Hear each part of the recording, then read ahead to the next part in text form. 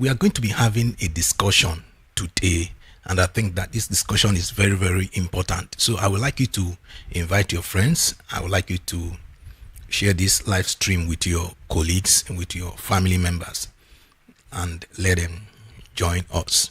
And it's an interesting topic that we are going to be discussing. It's an interesting topic actually, and the topic says why we should stop attacking the church, because the church is not the source of our frustration. Stop attacking the church is not the source of your frustration. Now, the reason for coming up with this topic is because of the incessant attack against the church these days. There is a lot of attack against the church. We are not going to fight for the church. The only thing we need to do is to defend the faith, because we are not the owner of the church. The owner of the church is Christ, and Christ has the ability to defend his church. However, it's important that we address this issue, because a lot of people are frustrated and they don't know the sources of their frustration, and instead of them addressing or finding out the sources of their frustration, they level their frustration on the church. The church is not the source of your frustration. Now, if we go to the book of Matthew chapter 16, and we're going to read from verses 13 to 18. The Bible says in verse 13, when Jesus came into the region of Caesarea Philippi, he asked his disciples, saying, who do men say that I, the Son of Man, am? He came to Caesarea Philippi. He asked his disciples. These disciples have been following him. He asked them, who do men say that I, the Son of Man, am? Verse 14 says, so they said, some say John the Baptist, some Elijah, and others Jeremiah, or one of the prophets. And verse 15 says, he said to them, but who do you say that I am? Who do you say? What you say about me is very, very important. And I love this verse of the Bible, because Jesus Christ has to be known by revelation. Jesus has to be known by revelation. If you don't know Jesus by revelation, you have a very big problem with your Christian life. A lot of people are struggling today trying to live out their Christian life because they came to church just because somebody invited them. They came to church just because they were looking for a way out of their problems. Now, I'm not saying that the church does not have the ability to solve your problems, but if you're coming to church just because you want your problems to be solved, then you may have challenges, serious challenges in living out your Christian life. So Jesus said to them, who do you say? You've been following me. Who do you say I am? You've been coming to church. You've been singing in choir. Who do you say that I am? Very, very important. And I tell you the truth. When you see somebody attacking the church, the person does not know Christ. He doesn't know Christ. A man who has known Christ by revelation will not attack the church. You can't attack your head. We are the body. Christ is the head. Without us, there is no church. Without Christ, there is no church. So when you see a man, whether it doesn't matter the church he attends, attacking the church, he doesn't know Jesus. Jesus said to them, who do you say that I am? Then verse 16 says, Simon Peter answered and said, you are the Christ, the Son of the living God. Verse 17 says, Jesus answered and said unto him, blessed art thou, Simon Bar-Jonah, for flesh and blood has not revealed this unto you. Flesh and blood has not revealed this unto you, but my Father who is in heaven. It is my Father who is in heaven that has revealed this unto you. So this is very important. It's my Father in heaven that has revealed this unto you. Then Jesus said unto him, blessed are you, Simon Bar-Jonah, for flesh and blood have not revealed this to you, but my Father who is in heaven. Verse 18 says, and I also say to you that you are Peter. On this rock I will build my church, and the gates of Hades shall not prevail against it. Nobody can prevail against the church. Nobody can prevail against the church. Nobody can prevail against the church. In fact, the Greek word for church is ecclesia. Ecclesia means a called out people, a called out people, people who have been called out, a gathering of those summoned. In fact, in the Bible, in the biblical sense, ecclesia refers to a community of people who are called out by God for a specific purpose. So you have to understand what the church is and what the church represents. Jesus said he will build his church and the gates of hell shall not prevail. And that's why we are confident in him. We are very, very confident in Christ in building his church. Now, friends, it doesn't matter what goes on in the church today.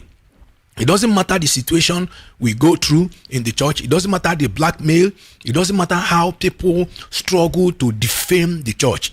Jesus has promised that he will build his church and the gates of hell shall not prevail against the church. Ecclesia means a called out people. The church is beyond a building. The church is beyond having a monument. The church is beyond wearing a cross on your neck. We are the called out people. So in biblical sense, the church means a called out people, a community of people who are called for a specific purpose. So if you don't understand what the church is and the foundation of the church, the head of the church, the body of the church, you will attack it. So we are not surprised that people are attacking the church because of differences in doctrines. People are taking advantage of the social media to attack the church. Trying to defame the church. I want you to understand something. Anytime you raise your voice against the church, you are raising your voice against Christ. So, frustration in people's lives often stem from a range of personal, relational, and societal challenges. So I want you to understand this. So when you are frustrated, it's not the church that is the problem. It's not the church. The church is not the cause of your frustration. So stop fighting tithing. I don't know why you're fighting tithing. I don't have any problem if you want to preach against it. If you want to give tithing, you say, it's good. If you don't want to give tithe, that's your own problem. So you cannot use the because there is issue in the doctrine of tithing, start defaming the church. In fact, I read something today and I was not too happy about it. They were talking about this gambling, betting in Nigeria, and a young man made a comment. You understand that he would rather bet than to give his money to pulpit bandits. Who are the pulpit bandits? Oh, of course, you know that the young man is frustrated. The church is not the cause of your problem. The church is not the cause why Nigeria is not developed. The church is not the cause why you don't have electricity. The church is not the cause why the roads are not paved.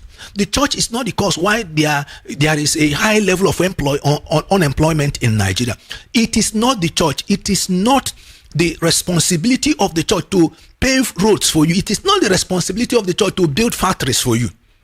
Some people just get offended that the church is progressing, and you see some people complaining, why are they not spending the money building the factories? Why are they not spending money building? How many times have you gone to your government to complain? How many times? Some of you don't even know your local government chairman. You don't know who is your local government chairman. You don't know your councillors. Your governor is on Facebook, is on social media. How many times have you addressed it? Whenever the issue of the church arises, you see them then jump out. There's this kind of bitterness. There's this kind of hatred in their hearts against the church. What has the church done to you? That's the question I want to ask. What has the church done to you? The church has done nothing to you. So here are the common sources of frustration. If you are frustrated, it's not the church. You need to find out the source of your frustration. Many people who complain against the church should find out where their source of frustration is coming from. So number one is unmet expectations. People often have expectations whether in relationships, in career, or personal life. And when these expectations are not met, they are disappointed. Many people today are disappointed because their expectations are not met. So it's not the prosperity of the church that causes your frustration. It is because your own expectation is not met. That's why you are frustrated. This is very, very important. So you must find out the cause of your frustration. It is not the church. It is your unmet expectations. You have high expectations. There's nothing wrong in having good expectations, high expectations. But when those expectations are not met, don't bring in the church into it. Don't level that frustration against the church. No, the church is not responsible for that frustration. And you see a lot of people on social media attacking the church because their expectations were not met. Was it the church that caused your expectations not to be met? No, you have high expectations, which is normal. Then your expectations are not met. You begin to blame the church. You begin to blame the pastor. You begin to blame tithing. You begin to blame water baptism. You begin to blame Holy Communion.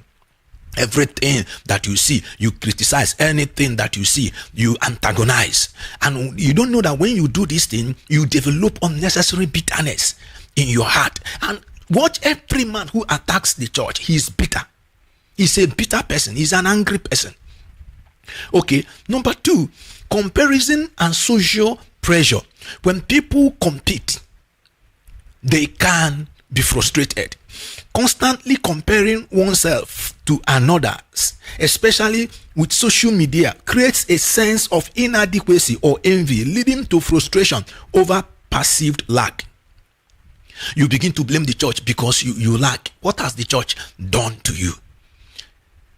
You begin to say, why have there are many people who are poor among them and they are spending money on this? Why can't you go and make your own money? Nobody has stopped you. The church has not stopped any person from making his own or her own money. Now, I'm not saying that there are no lapses in the church. Yes, there are lapses in the church, but that should not be the reason why you should be attacking the church. When you attack the church, you attack Christ himself. So maybe the source of your frustration is because you are comparing, you are competing. The Bible says that they that compete, with one another are not wise. They that compete with one another are not wise. If you are competing, you are not a wise person. So your frustration may be stemming from the social media, may be stemming from lacks in your life, may be stemming from inadequacy or envy. So you have to check this thing out. Check this thing and know where the frustration is coming. The church is not your problem. Okay? Another reason why people are frustrated is unresolved personal struggles. Deep-rooted issues like past traumas, emotional wounds, or unmet needs from childhood can create ongoing frustration, especially when unaddressed. So find out the root of your frustration and allow God to help you. Allow God to help you. It is not the church. It could be that your frustration is coming from the trauma you suffered when you are young. When you are young. That could be. You understand? That could be. You are suffering because of the trauma you had, the emotional wounds you had, unmet needs from childhood. There were promises made unto you when you were a child, and these promises were not met, and you got frustrated. And today you are blaming the church for that. The church should not be blamed for your frustration. Okay? Another cause why people are frustrated is when they have financial pressure. When people have financial pressure, they can be frustrated. In fact, there's nothing that frustrates a person as, having financial pressure. There is nothing that frustrates a man like having financial pressure. Economic instability, debt, or difficulty achieving financial goals can be a heavy burden, leading to feelings of powerlessness and frustration. Yes, friends, if you are under a financial burden, if you are under a heavy debt, if you're under a heavy burden, you can be frustrated, it can lead to feelings of powerlessness. It can lead to the feelings of powerlessness and frustration. So your frustration may be as a result of not meeting your financial target.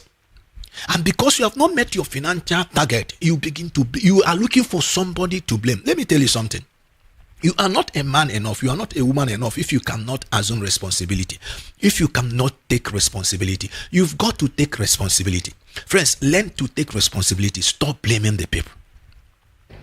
So many people are waiting just for an issue to come up, just for an issue to rise, and you begin to see them shouting, calling names, calling people who are older than their fathers, who are older than their father names, calling them names. Calling the names, antagonizing them. You cannot do that, a young man. Don't bring curse upon yourself. Don't. Even if the person is not even wise, for you to antagonize and curse an elder, how much more a man who has been called by God? You are not the one who called the pastor. You are not the one who called the pastor. God called the pastor. If you don't like the church, you leave. If you don't want to give, it's okay. If you want to stay at home, no problem. Nobody forces you to come to church. Nobody forces you to give. Nobody forces you to tithe. Nobody forces you to be baptized. Even if somebody is manipulating you, you still have, the right to say no. You can say no to manipulation. You can say no to manipulation.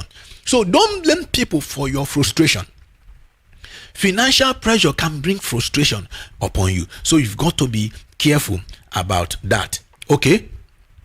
Relational conflict, that is another thing that can bring frustration in your life. I'm just trying to bring out the sources of frustration so that you know that the church is not your problem. The church is not the cause of your frustration. The church is not the root of your frustration.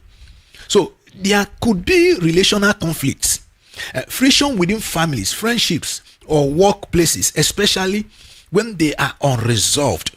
It can lead to a persistent source of frustration.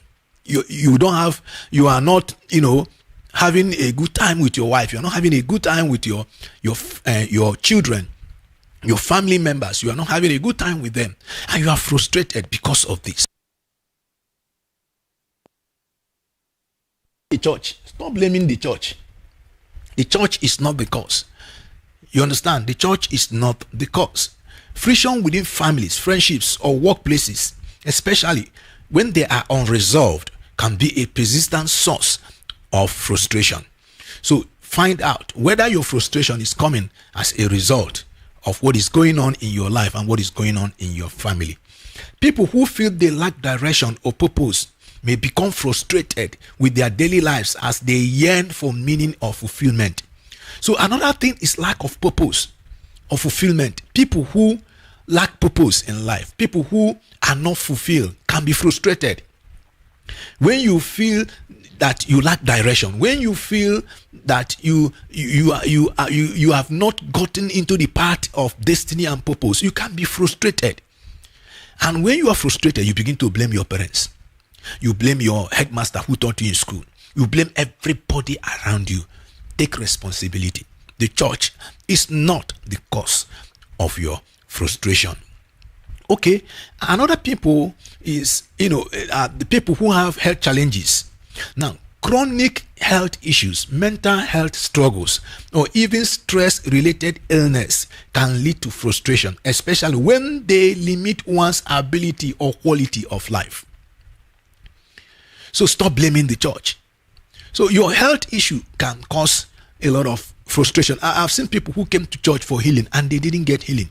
Pastor is not the one who heals. It's God who heals. Pastor prays. Pastor doesn't answer prayer. Pastor does not answer prayer. Pastor prays to God and God answers.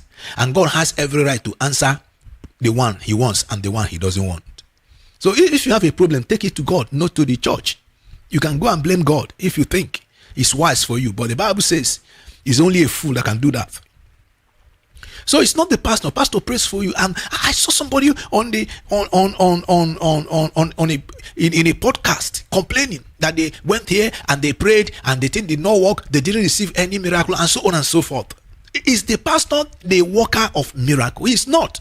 He's not the one who works miracle. It's God that performs miracles in the lives of people. It is God. So it is foolishness for you to begin to blame people, that you begin to blame pastors and begin to blame churches, that you went there for a miracle and didn't receive your miracle. No, but some people went there and received their miracles. God still performs miracles. God still does miracles, whether you like it or not, whether you received it or not. In fact, maybe you didn't receive your miracle because of this kind of attitude, because of this kind of heart. You were coming to church to test. Let's go there and see whether what they say is real. Let's go there and see whether what they say is real. So you went to church just to test them, and you went there and you didn't receive your miracles. Now you are assassinating the character of the church. Character assassination, destroying and defaming the image of the church, calling the pastors names and so on and so forth, calling them. You are just waiting for an opportunity to defame the church. You are just waiting for an opportunity to defame the church. Let me tell you something. It is frustration. And the church is not the cause of that frustration. You are frustrated. Just believe that. You are frustrated. Find the source of that frustration and deal with it. It's not the church. So, if you have health challenges, believe God. Trust God. In His own time, He makes all things beautiful. If God hasn't come to you yet, keep trusting Him. And do not blame any person. Don't blame the church. Some people will say, that pastor doesn't know how to pray. That pastor is not powerful and so on and so on. Why did you go there? Why you could have prayed for yourself in your house. Why did you go to the pastor? You should have stayed in your home and pray. You understand? So another reason why people are frustrated is because of delayed or denied success. Delayed or denied success. Working hard without seeing results. You work hard and you are not seeing results. You are facing repeated obstacles in achieving goals. It can lead to frustration. It can lead to frustration. You can be frustrated because of that. So this could be your source of frustration. It could be there are some goals you have not been able to achieve. Yes, I will tell you the truth. There are some things that, sometimes I get frustrated. And when I get frustrated because I want to, there's an expectation that is not met, there's a goal that is delayed, or there is something that happened and my desire did not come to pass. Yes, I'm human. I get frustrated. But I can't blame the church because of that. I can't blame my pastor because of that. I can't start blaming the members of the church because of that. Let's assume responsibilities. Let's take up responsibility. Delayed or denied success. You work hard, you are not seeing, you don't see results, you face repeated obstacles in achieving your goals. It can lead to disillusionment and frustration. So another reason people get frustrated could be spiritual battles. Now, in Christian teaching, frustrations can also stem from spiritual attacks or battles, particularly when someone is growing in faith or stepping into a new calling. Yes, you can be frustrated. We know that. As a pastor, I have been frustrated many times. But you know what? I cannot blame God. God can never be wrong. Take this from me. God can never be wrong. God can never be wrong. Let every man be a liar, but let God be true. God can never be wrong. If something is wrong, it's with me. And the church of Jesus is perfect. It's a perfect church. It doesn't matter the challenges we go through. As far as Christ is concerned, it's a perfect church. It's a perfect church. The church of Jesus is a perfect church. Yes, are there weak people there? Yes, we have weak people. Are there strong people there? Yes. Are there people who are going through one challenge or the other? Yes. Being a Christian does not exonerate you from challenges. For the fact that you're a Christian does not mean you will not face challenges. If any person tells you that because you're a Christian that you will not face challenges, the person is telling you a lie. And I've come to discover that people who are manipulated are people who want to be manipulated. Let me tell you something. A seeker of Christ, a genuine person from his heart, who wants to know Jesus from his heart, cannot easily be manipulated. When you see a man, when you see a woman who is manipulated, there's something wrong in the heart of that person. There's something wrong in the heart of that person. So you may check. Spiritual battles could be the source. Spiritual battles could be the source. You know, the devil can bring frustration as an influence in your life, and you must tackle it. Okay. The next is internal conflict or unresolved guilt. Unresolved guilt can lead to frustration.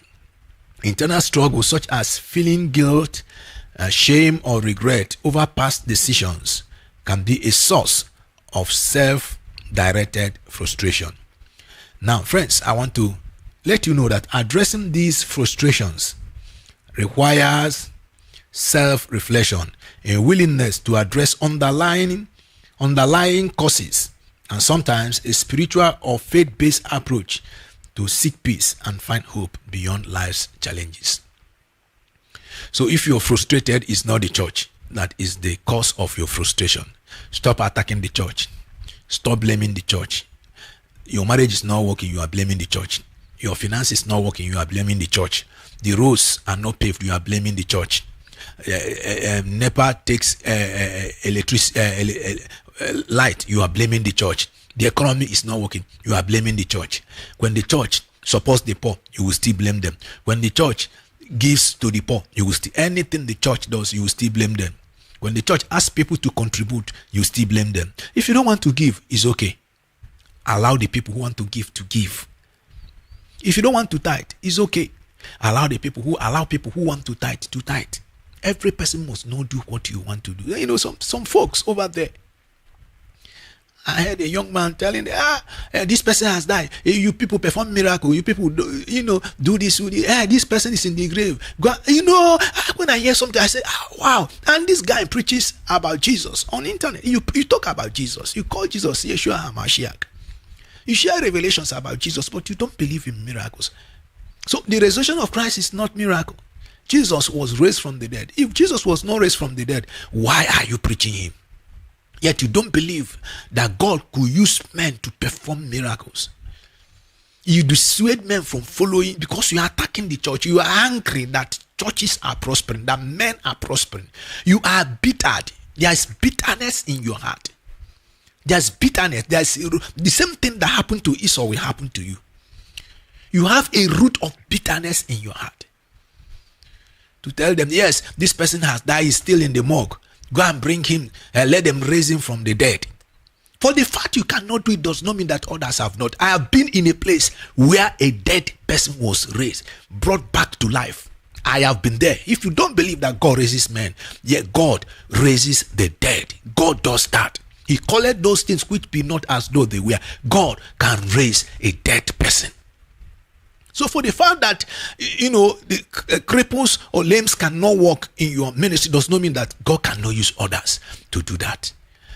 Let's build let's come together in unity and build the church, advancing the church. The gates of hell shall not prevail against us. Keep on winning, friends. The Lord is on your side. And I will stop here. And please, friends, I would like you to subscribe to my channel. I will appreciate it if you can subscribe to my channel, and I'll be back tomorrow with you again. Thank you, and see you again. Bye-bye.